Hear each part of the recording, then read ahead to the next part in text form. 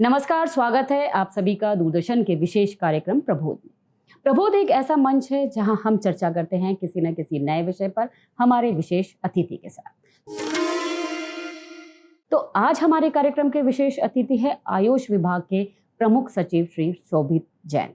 तो आज हम उनसे जानेंगे आयुष विभाग के बारे में कि आयुष विभाग प्राकृतिक चिकित्सा के माध्यम से लोगों के किस तरीके से स्वास्थ्य को देख रहे हैं और किस तरीके से आयुष विभाग की योजनाएं पूरे मध्य प्रदेश में प्रसारित की जा रही है। तो नमस्कार शोभित जी, आपका हमारे कार्यक्रम में बहुत बहुत स्वागत है। नमस्कार, thank you. Sir Shobhit sir, जैसे कि हम आपके बारे में जानते हैं कि आप as a collector, commissioner tribal belts में ज़्यादा रहे हैं मध्य प्रदेश के, तो आपका जो एक प्रशासनिक अनुभव हम जानना चाहेंगे कि इन आदिवासी क्षेत्र में, जनजातीय क्षेत्र में आप रहे हैं तो कैसा रहा है और किस तरीके से चुनौतीपूर्ण भी रहा होगा? जी, मैंने ट्राइबल क्षेत्र में काम काफ़ी किया है और पूरे प्रदेश में आप देखें तो चाहे वो नॉर्थ, साउथ, ईस्ट, वेस्ट सभी तरफ ट्राइबल एरियाज हैं। लगभग 89 जो हमारे विकासखंड हैं पूरे प्रदेश में ट्राइबल के रूप में अधिसूचित किया गया है। तो इन क्षेत्रों में काम करना बहुत अच्छा मुझे व्यक्तिगत रूप से लगा, क्योंकि ये ऐसे क्षेत्र हैं जहाँ पे वास्तविक रूप से विकास पहुंचाने की योजनाओं, शासन की योजनाओं को अमली जामा पहनाने की, जन जन तक जागरूक करने की, अधिकारों के प्रति लोगों को जागरूक करने की और योजनाओं की पहुंच सुनिश्चित करने का बहुत सारा काम करने का स्कोप है। इसलिए इन क्षेत्रों में काम करके बड़ा सुखद अनुभूति हुई है, बहुत कुछ सीखा भी है। सर, अब मैं आपके वर्तमान दायित्व की बात करूंगी कि आयुष विभाग के आप प्रमुख सचिव हैं, आपके पास एक बहुत अहम जिम्मेदारी है, लेकिन सबसे पहले आप हमें आयुष विभाग की कुछ ऐसी अहम योजनाएं हैं उसके बारे में आप बताइए कि जो लोगों को पता चलनी चाहिए, जिससे कि लोग ज़्यादा से ज़्यादा आयुष विभाग की योजनाओं का लाभ ले सके। जी, आयुष विभाग मुख्य रूप से 2 कार्य कर रहा है। जी, एक तो चिकित्सा सेवाएं प्रदान कर रहा है। जी, ये औषधालय और चिकित्सालय के माध्यम से प्रदान करता है। और दूसरी जो गतिविधि है, मुख्य गतिविधि, वो है शिक्षा। शिक्षा ये जो कॉलेजेस हैं सरकारी क्षेत्र में, उनके माध्यम से हमारे पास 7 आयुर्वेद के कॉलेज हैं, एक यूनानी का और एक होम्योपैथी का, जो वर्तमान में फंक्शनल है। तो ये 2 मुख्य योजनाएं हैं जिसके अंतर्गत आयुष विभाग लोगों को लाभान्वित कर रहा है। जी, हम मध्य प्रदेश में सबसे ज्यादा जो हमने देखा है, यहाँ भोपाल में पंडित खुशीलाल शर्मा जो एक हॉस्पिटल है वो, और यहाँ पे जो एक वेलनेस सेंटर चल रहा है, वहाँ हम देख रहे हैं पंचकर्मा की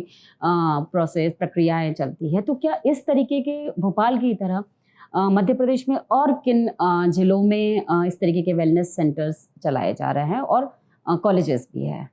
देखिए, 2 तरह के वेलनेस सेंटर्स हैं। एक तो ऐसे सेंटर्स जिनमें आईपीडी की व्यवस्था, इन पेशेंट डिपार्टमेंट जो है वो भी है, मतलब वो 10 बिस्तर, 30 बिस्तर, 50 बिस्तर या 100 बिस्तर भी है। और दूसरा है जहाँ पे हम प्राथमिक रूप से वेलनेस की बात कर रहे हैं और सुविधा प्रदान कर रहे हैं। दूसरा जो स्तर है वो 10 बिस्तरी अस्पताल का है। ये 10 बिस्तरी अस्पताल में एक तरह से समझ लीजिए फर्स्ट रेफरल यूनिट के रूप में है, कि जो औषधालय से जिनको इलाज नहीं मिल पाता है उनको भर्ती करके इलाज करना है, तो वो एफआरयू के रूप में फंक्शनल हो जाएंगे। अभी तक तो ये 10 बिस्तरी चालू नहीं हुए हैं। हम कई सारे स्थानों पे एमपी टूरिज्म के साथ इसमें अनुबंध किया है और निर्माण पूरा नेशनल आयुष मिशन की योजना से किया जाएगा। उसमें हमारे चिकित्सक रहेंगे, उसके मैनेजमेंट का काम एमपी टूरिज्म करेगा। यहाँ पे ये पूरी वेलनेस से संबंधित सुविधाएं प्रदान की जाएंगी। जैसे आपने एमपीटी के साथ आपने का कोलैबोरेशन किया, तो ये जो वेलनेस टूरिज्म है, ये मध्य प्रदेश में अभी कहाँ हम कहें कि शुरुआत हो गई है? वर्तमान में जो फंक्शनल है, आपने जैसे खुशीलाल आयुर्वेदिक कॉलेज की बात की, तो वहाँ पे एक 50 बिस्तरी health and wellness centre functional है एमपी टूरिज्म के साथ में, और बड़े अच्छे परिणाम उसके आ रहे हैं। लगभग 20 स्थानों पे हम लोग 10 बिस्तरी इस तरह के वेलनेस सेंटर्स बना रहे हैं, जिनमें आप मेजर टूरिस्ट नेम और tourist spot you will find के हम लोग वहाँ सेंटर बना रहे हैं। जैसे बांधवगढ़ में हम लोग कान्हा में बना रहे हैं, हम लोग पचमढ़ी में बना रहे हैं। So most of these centers are being covered through this scheme. हम लोग खजुराहो में बना रहे हैं। तो ये सब सेंटर्स जो है with in a period of next 2-3 years सब फंक्शनल हो जाएंगे। जी। लेकिन मैं आपको एक और बात इसमें बताऊंगा कि ये तो है जो हम एमपी टूरिज्म के साथ अनुबंध करके कोलैबोरेशन में बना रहे हैं, परंतु हमारी खुद की संस्थाएं अभी जो चल रही हैं उनमें भी वेलनेस की ही बात की गई है। एक तो चिकित्सालय के रूप में फंक्शन कर रही है कि ओपीडी जो भी होता है, जो व्यक्ति अपना किसी रोग को लेके रोगोपचार के लिए आता है तो उनको दवाइयाँ दी जाती हैं, उनको पूरा जो प्रिस्क्राइब करना होता है, लाइफस्टाइल मैनेजमेंट उसके बारे में उनको बताया जाता है। परंतु इन सब में हम लोगों ने पंचकर्म की थेरेपी यूनिट्स भी लगा रखी है, महिलाओं और पुरुष के लिए अलग अलग। तो वो पंचकर्म की फैसिलिटी इन सब सेंटर्स पे भी दी जाती है। तो ये भी वेलनेस सेंटर्स ही हैं, उस तरह से फंक्शन कर रहे हैं। तो सर, जिस तरीके से आपने पैरामेडिकल स्टाफ की बात की, जो टेक्नीशियंस होने चाहिए इन वेलनेस सेंटर्स में, तो इन लोगों के लिए अलग से जो टेक्नीशियंस, डॉक्टर्स तो चिकित्सालय में पढ़ने ही जा रहे हैं, वहाँ से डॉक्टर्स बनकर निकलेंगे, लेकिन ये जो टेक्नीशियंस है, ये ट्रेन टेक्नीशियंस, इनके लिए कौन से ट्रेनिंग सेंटर्स है कि जहाँ से जो टेक्नीशियंस है वो डायरेक्टली इन आयुष केंद्र में आ सके? तो इसमें हम लोग 2 तरह का पैरामेडिकल स्टाफ होता है। नर्सिंग स्टाफ तो नर्सिंग काउंसिल और हेल्थ एंड फैमिली वेलफेयर, उनके द्वारा ट्रेनिंग के कोर्सेज, उनके द्वारा अनुमतियां दी जाती हैं, उसमें रजिस्ट्रेशन वगैरह किया जाता है। तो वो प्राइवेट सेक्टर में भी कई सारे नर्सिंग कॉलेजेस चल रहे हैं, गवर्नमेंट भी बहुत सारे नर्सिंग के व्यवस्था कर रही है नर्सिंग कोर्सेज के लिए, डिग्रीज देने के लिए। तो वहाँ से रिक्रूटमेंट होता है जो नर्सिंग ट्रेनिंग प्राप्त है उनका। हमारे यहाँ पे पंचकर्म टेक्नीशियन का ट्रेनिंग जो है हमारे खुद के कॉलेज कुछ आयोजित करते हैं, अलग अलग तरह के ट्रेनिंग कोर्सेज हैं, उनके माध्यम से भी इनका रिक्रूटमेंट होता है। लेकिन अब हम जो वेलनेस सेंटर पे जो हर्ब्स चाहिए, जो दवाइयाँ चाहिए, जो ज़्यादातर फॉरेस्ट से निकल के आती है, वनोपज से निकल कर आती है, लेकिन अगर ये आयुष्मान केंद्र बनेंगे तो हमें उतनी ज़्यादा डिमांड रहेगी। तो ये इसके मोटिवेशन के लिए कि किसान सबसे ज़्यादा इन मेडिसिनल प्लांट्स को लगाए, इन हर्ब्स को लगाए, क्या इसके लिए भी आप कुछ काम कर रहे हैं या कोई योजना है? आयुष विभाग के अंतर्गत एक संस्था है जिसका बॉडी है, जिसका नाम है स्टेट मेडिसिनल प्लांट्स बोर्ड। ये सामान्य तौर पे NMPB है, नेशनल मेडिसिनल प्लांट बोर्ड है, उसकी बहुत सारी स्कीम्स का स्टेट लेवल पे इम्प्लीमेंटेशन करती है। जो Madhya Pradesh state medicinal plant board है, उसके माध्यम से हम लोग प्रयास कर रहे हैं कि हर जिले के लिए एक औषधि पौधा को चिन्हांकित किया जाए, जिसके वहाँ की जलवायु, वहाँ की जो सॉइल कंडीशंस है, उसके आधार पे अभी निर्धारित किया जा रहा है कि कौन सी फसल उस क्षेत्र के लिए, जो ज्योग्राफिकल पैरामीटर्स हैं, उसके आधार पे उपयुक्त है। इसको कहा है 1 डिस्ट्रिक्ट 1 मेडिसिनल प्लांट, ODOMP। तो ये चिन्हांकित करके हम पूरे प्रदेश के सभी जिलों के लिए उन औषधि पौधों को प्रोत्साहित करने का प्रयास कर रहे हैं। तो इसमें किसानों को भी लिंकेज इस प्रकार से प्रदान किया जाएगा कि उनको कैसे फसल का बीज कहाँ से मिलेगा, उसके लिए कैसे उगाना है, क्या क्या सावधानी बरतनी है, कितने समय में उसको, और फिर उसके बाद उसका लिंकेज, बैकवर्ड जो फॉरवर्ड लिंकेज होता है, मतलब उसने पौधा तो तैयार कर लिया लेकिन वो बेचेगा कहाँ, तो मार्केटिंग के लिए भी हम लोग उसको टाई अप्स कराने की भी कोशिश कर रहे हैं, जिसको बायर सेलर मीट के माध्यम से बायर सेलर एग्रीमेंट वगैरह, MOU, उसके लिए भी प्रयास हम लोग कर रहे हैं। तो ये हो गया। दूसरा, औषधि पौधे का, जैसे कि आपने जिक्र किया कि औषधियों के लिए इन पौधों की आवश्यकता होती है, तो हम लोग वन विभाग के जो वनोपज संघ है, उसके साथ भी हम लोगों ने जितनी भी हम लोगों को आयुर्वेदिक औषधि की आवश्यकता होती है, उनका क्रय सामान्य तौर पे हम लोग वहाँ से करते हैं।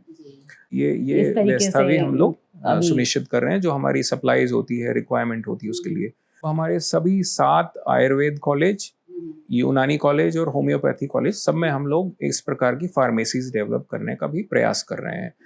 तो इन फार्मेसीज के माध्यम से भी काफ़ी सारा आयुर्वेद का, यूनानी की दवाइयाँ प्रोड्यूस हो पाएंगी, और इनमें भी वो औषधि पौधे जो तैयार किए गए हैं उनका लिंकेज हो पाएगा।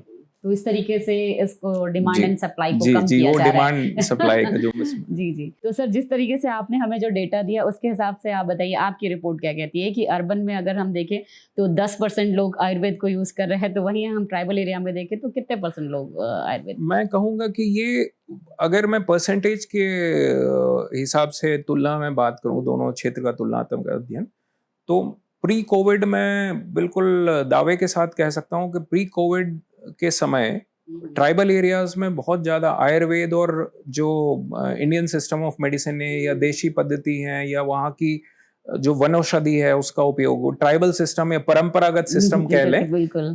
तो वो परंपरागत मेडिसिन का उपयोग वहाँ पे ज़्यादा होता रहा था। लेकिन कोरोना के बाद अर्बन एरियाज में भी इसका चलन बहुत बढ़ा है। तो सर यहाँ हम एक छोटा सा ब्रेक लेते हैं और ब्रेक के बाद हम जो दूसरी पैथी है उसके बारे में भी हम बात करेंगे।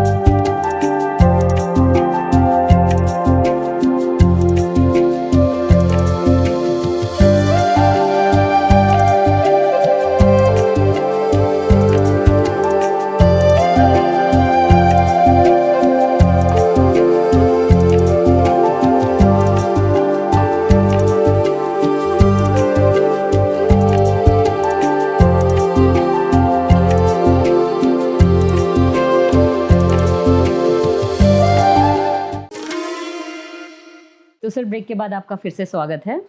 लेकिन अब मैं जानना चाहूँगी यूनानी पैथी के बारे में कि हम देखते हैं आयुर्वेद के बारे में सब लोग जानते हैं और यूनानी के बारे में अगर हम देखें तो एक पर्टिकुलर वर्क ज़्यादा उसमें जुड़ता है, वो लोग उसका ज़्यादा एजुकेशन लेते हैं, उसके कॉलेजेस भी कम है अगर हम यूनानी कॉलेज की बात करें। तो आप बताइए कि यूनानी को पढ़ने के लिए और उसको सब लोग समझे उस विधा को भी, उसके लिए किस तरीके की रणनीति अपनाई जा रही है? यूनानी कॉन्ट्ररी टू व्हाट ज़्यादातर लोग समझते हैं कि ये अरेबिक कंट्रीज से आया है, वास्तविकता ये है कि यूनानी का प्रारंभ हुआ है ग्रीस से और ये लगभग 400 बीसी के आसपास बताते हैं कि उस समय से प्रारंभ हुआ है, 465 BC to be more exact. तो अरेबियन कंट्रीज में इसको काफ़ी अडॉप्ट किया गया। इसकी जो बुक्स हैं, किताबें हैं, ग्रंथ हैं, जो भी कहें उसमें, वो अरेबिक में या उर्दू में अधिकतर लिखे गए हैं। लेकिन आप जैसे जानते हैं भारत जो है अपना देश एक मेल्टिंग पॉट ऑफ कल्चर्स रहा है। मतलब इतना ज़्यादा समेकित संस्कृति यहाँ की हो गई है कि बहुत सारी विधाओं को बहुत सारे क्षेत्र के नागरिक आए यहाँ पे, एक बार यहाँ आए तो यहाँ बस के यहीं के हो गए। तो असिमिलेशन की बहुत अच्छी कैपेबिलिटी हमारी संस्कृति में, हमारे सिविलाइजेशन में रही है। कई सारे लोग अडॉप्ट किए हुए हैं यूनानी पद्धति को और बहुत सारी यूनानी पद्धति भी आप देखेंगे तो वो जो प्राकृतिक नेचुरली ऑब्टेन्ड सब्सटेंसेस हैं उनके ऊपर ही बेस्ड है। बाकी लोग भी उस पद्धति को समझ पाए क्योंकि अरेबिक में है तो ज़्यादातर मुस्लिम्स लोग उसको पढ़ना चाहते हैं। लेकिन अगर हम दूसरे लोग भी अगर पढ़ना चाहेंगे तो वो ग्रंथ दूसरी लैंग्वेज में भी उसका ट्रांसलेशन हो जिससे कि दूसरे लोग भी उस विधा को समझ सके। तो उसके लिए कैसे काम चल रहा है? ये बहुत अच्छा प्रश्न है। मध्य प्रदेश शासन ने इसके लिए निर्णय लिया है कि यूनानी के जो कोर्सेज हैं, BUMS के कोर्सेज हैं, उनको हिंदी में भी रन किया जाएगा, हिंदी में भी संचालित किया जाएगा। तो इसके लिए ट्रांसलेशन का कार्य हम लोग कर रहे हैं। हमने प्रथम वर्ष के लिए जो यूनानी BUMS कोर्स होता है, बैचलर ऑफ यूनानी मेडिसिन एंड सर्जरी, उसके कोर्स की जो प्रथम वर्ष की किताबें होती हैं उनका ट्रांसलेशन का कार्य लगभग पूर्ण कर लिया है। वो सब उर्दू से ट्रांसलेट होकर अब हिंदी में भी तैयार हो गई हैं। उनके प्रिंट के लिए हम लोग बहुत जल्दी कार्रवाई करने वाले हैं। पहला प्रॉफ चालू हो जाएगा, उसके बाद अगले सत्र की भी हम लोग इसी प्रोसेस में बुक्स को ट्रांसलेट करा लेंगे। तो बहुत जल्दी ये हमारे यहाँ हिंदी में भी संचालित, जिससे सब लोग सीख सकते हैं। बिल्कुल। जिस तरीके से आपने बताया कि हमारे यहाँ पर जो 12 जो कॉलेजेस शुरू हो रहे हैं नए, तो उनका इंफ्रास्ट्रक्चर कहाँ तक पहुँच गया है? अब वहाँ जो लोग डॉक्टर्स लोग अपॉइंट किए जाएंगे वो कब तक उनकी अपॉइंटमेंट है, कब तक हम लोग देख सकते हैं कि ये शुरू हो जाएगा? देखिए, लगभग 9 ऑलरेडी स्वीकृत हैं कॉलेजेस और सभी में निर्माण कार्य प्रचलित है या टेंडरिंग स्टेज पे हैं। तो इनके निर्माण कार्य में लगभग 2 से 3 साल की अवधि लगेगी, तब तक इनका निर्माण पूरा होगा। पैरेलली हम लोग 5 कॉलेजेस के तो पद की स्वीकृति करा चुके हैं। तो वो स्वीकृति के उपरांत हम लोग PSC में या फिर एम्प्लॉय सिलेक्शन बोर्ड यथायोग जिस श्रेणी के पद हैं उसके अनुसार हम लोग उनको भर्ती की कार्रवाई के लिए भेजेंगे। अब हम जानना चाहेंगे कि आयुष विभाग को सबसे ज़्यादा क्या चुनौती लगती है कि जो आयुर्वेद हो या जितनी भी हमारी पैथीज है, लोगों को अवेयर करने के लिए या अपनी योजनाओं को लोगों तक पहुंचाने के लिए क्या सबसे बड़ी चुनौती आपको लगता है? देखिए, मुझे लगता है कोई भी एक हेल्थ सिस्टम अगर वो प्रभावी है तो उसको 3-4 बिंदुओं पे जो मुख्य रूप से एड्रेस करने की कोशिश करना चाहिए, उनकी पूर्ति करने की। एक तो होता है एक्सेस का आशय ये हुआ कि हर व्यक्ति जो चिकित्सा कराना चाहता है उसके इतनी दूरी पर है कि उस चिकित्सालय तक पहुंच सके या उस संस्था तक पहुंच सके वो आसानी से।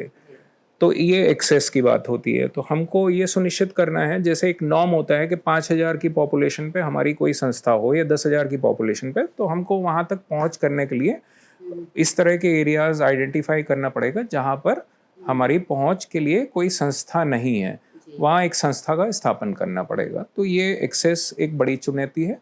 दूसरा फिर होता है कि हम क्वालिटी या गुणवत्ता वहाँ दे पाएँ। मान लीजिए हमने संस्था तो क्रिएट कर दी, परंतु वहाँ पे हमारे डॉक्टर्स नहीं हैं, डॉक्टर्स समय पे उपस्थित नहीं हो रहे हैं, पैरामेडिकल स्टाफ नहीं है, वो उपस्थित नहीं हो रहा है, दवाओं की उपलब्धता नहीं है, तो वो फिर हम क्वालिटी, अच्छा फिर डॉक्टर भी है, पैरामेडिकल स्टाफ भी है, तो वो गुणवत्तापूर्ण सुविधा दे पाए। इसका आशय ये हुआ कि रोगी का मर्ज समझ पाए ठीक से, उसको समय दे, उसकी जानकारी ले, फिर उसको दवाइयाँ प्रिस्क्राइब करे और दवाइयाँ दे दे। दवाइयों की गुणवत्ता भी सुनिश्चित करनी है, तो ये गुणवत्ता भी बात हुई। तीसरी बात ये होती है कि हम एक पेशेंट को चॉइस क्रिएट करने की स्थिति में रहें, मतलब वो चयन कर सके कि मुझे इलाज एलोपैथी से कराना है, आयुर्वेद से कराना है, होम्योपैथी से कराना है, यूनानी से कराना है या अन्य किसी पद्धति से कराना है। वो चॉइस कब सुनिश्चित हो सकती है? जब हम ऐसी संस्थाएं लगभग उसी पॉपुलेशन रेंज के ऊपर क्रिएट कर दें।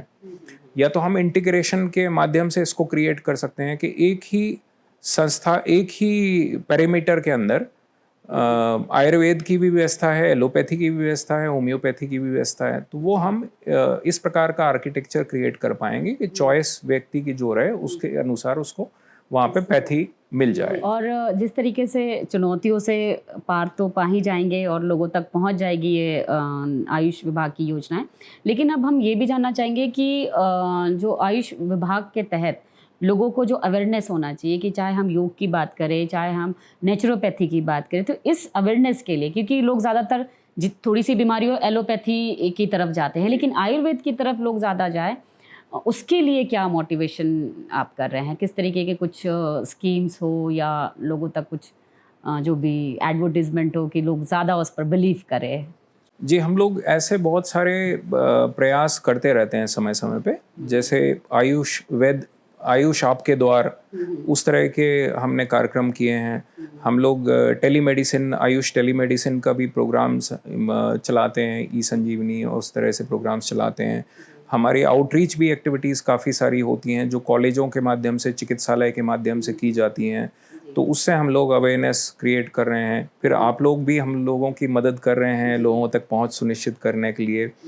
अभी वर्तमान में हम लोग योग के लिए एक बड़ा कैंपेन चला रहे हैं। आपको पता है कि 21 जून पे अंतर्राष्ट्रीय योग दिवस है।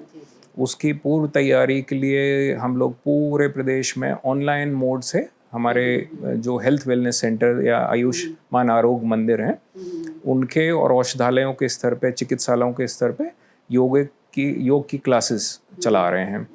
इसमें हमारे पंडित खुशीलाल आयुर्वेदिक कॉलेज में एक स्टूडियो क्रिएट किया गया है। स्टूडियो के माध्यम से कुछ हमारे योग आयोग के प्रशिक्षक गण हैं, वो सुबह से 45 मिनट की योग क्लासेस करते हैं। और इन सब आयुष्मान आरोग्य मंदिर पे किसी दिन स्कूल के बच्चे, किसी दिन वृद्धजन, किसी दिन महिलाएं, वो लोग साथ में मिलके योग करती हैं।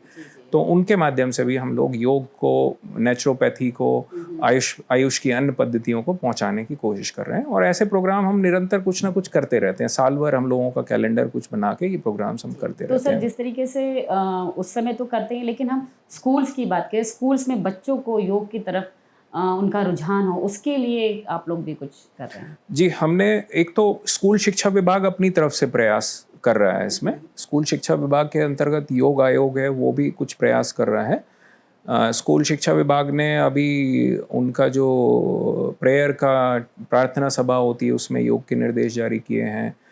हम लोग भी स्कूल शिक्षा विभाग के माध्यम से उनके स्कूलों में समय समय पर संपर्क करके, प्राचार्यों से बातचीत करके, जिला शिक्षा अधिकारी को, कलेक्टर के माध्यम से इन स्कूलों में योग के कैंप्स कराने की कोशिश करते हैं। और इस अभियान के दौरान भी हम उनको जोड़ने का प्रयास कर रहे हैं। आपको एक प्रशस्ति पत्र भी मिला है जो सिविल सर्विस डे पे, उस बारे में बताइए कि आपको वो किस लिए मिला है? ये साधना सप्ताह है जो चला था, कर्मयोगी करके पोर्टल है और भारत सरकार के द्वारा प्रयास ये किया जा रहा कि प्रत्येक civil servant, right up to and जो गवर्नमेंट सर्वेंट्स हैं, जितने भी कर्मचारी, अधिकारी, सभी लोग अपने ज्ञान को निरंतर अपडेट करते रहें। जो भी नई, जैसे मान लीजिए AI आ रहा है, अब AI अगर हमको गवर्नमेंट सेक्टर में नहीं पता होगा क्या है, तो धीरे धीरे प्राइवेट सेक्टर की तुलना में एक तो पीछे भी हो जाएंगे, और दूसरा हम लोग जिस प्रकार की सेवाएं जन जन तक पहुंचाने की चेष्टा कर रहे हैं उसमें भी जब तक मॉडर्न टेक्निक्स का इस्तेमाल नहीं करेंगे तो उतने अच्छे से, एफिशिएंट तरीके से वो पहुंचा नहीं पाएंगे सेवाएं। तो ये सप्ताह के दौरान सभी विभागों को लक्ष्य दिया गया था कि आपको अपने कर्मचारियों को, अधिकारियों को ट्रेन करना है और ट्रेन होना भी है इस पोर्टल के। और इसमें सेल्फ लर्निंग का पेस होता है, आप जितने गति से सीख पा रहे हैं उस गति से सीखने की इसमें व्यवस्था है। और एग्ज़ाम भी इसमें खुद ही दे सकते हैं। तो हमारे विभाग ने 1000 से 10,000 जिन विभागों के एम्प्लॉयज़ हैं उसमें इस सप्ताह के दौरान सबसे अच्छा परफॉर्मेंस किया था। तो हम लोगों को प्रथम अवार्ड, इसमें पहला अवार्ड मिला था फर्स्ट आयुष विभाग को।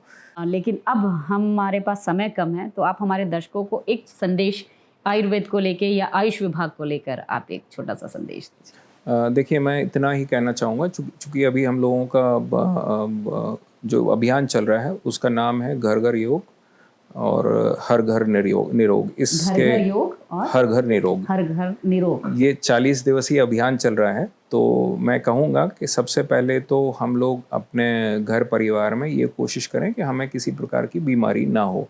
अधिकाधिक समय, और जैसा कि हम लोग बात कर रहे थे कि सबसे पहला जो आपका औषधि होती है वो आपके किचन में होती है। आपके रसोई घर जो है सबसे पहले औषधि होती है। कहा भी गया है कि यदि आप भोजन को औषधि के रूप में ग्रहण नहीं करेंगे तो बाद में आपको औषधि को भोजन के रूप में ग्रहण करना पड़ेगा। तो सब लोग निरोग रहें, इसके लिए आवश्यक है कि खान पान में बहुत ज़्यादा सुनिश्चित करें कि जो हमारी लोकल स्थानीय चीज़ें हैं उनका सेवन करें। जो ऋतुचर्या होती है, मतलब जिस ऋतु में जो फल सब्जी आते हैं उसका सेवन करें। लेकिन साथ ही साथ अपने जीवन में व्यायाम को, योग को एक अभिन्न अंग बनाएं। और फिर यदि आपकी कोई किसी प्रकार की बीमारी है तो आपको अगर लॉन्ग लास्टिंग रिलीफ उससे चाहिए तो आपको आयुर्वेद के माध्यम से और अन्य जो इंडियन सिस्टम ऑफ मेडिसिन हैं, आयुष सिस्टम्स ऑफ मेडिसिन हैं, उनके माध्यम से हम लोग सुविधा उपलब्ध करा देंगे। तो सर, आपने बहुत अच्छी जानकारी दी कि आयुष विभाग के ज़रिए किस तरीके से जो हमारी अलग अलग पैथी है, कौन सी है, कैसे उनका लाभ लेना चाहिए और किस तरीके से निरोगी रहना चाहिए।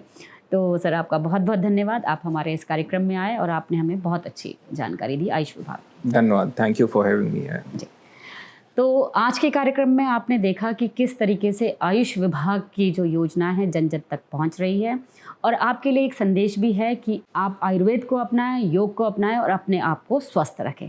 तो आज के कार्यक्रम में बस इतना ही। अगले हफ्ते हम फिर हाजिर होंगे किसी और नई शख्सियत के साथ। तब तक मुझे और मेरी पूरी टीम को दीजिए इजाज़त। नमस्कार।